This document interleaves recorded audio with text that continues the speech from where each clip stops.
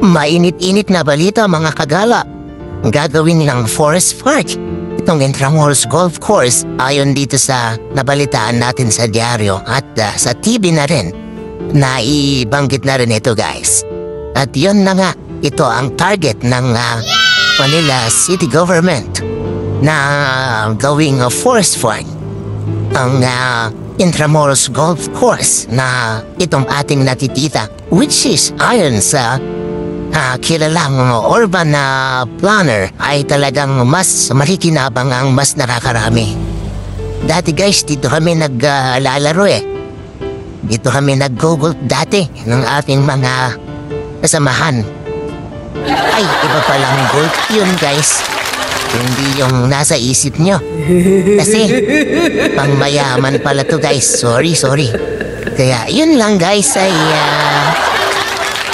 yan na nga ang gagawing proyekto ng ating mahal na Yorme. At sinusuportahan natin ito kasi nga maganda o mas maganda ang mangyayari dito ayon doon sa mga kilalang urban planners. Talagang mas nakakabuti ito sa ating bayan. Kaya yan, antabayanan natin na matapos ito guys.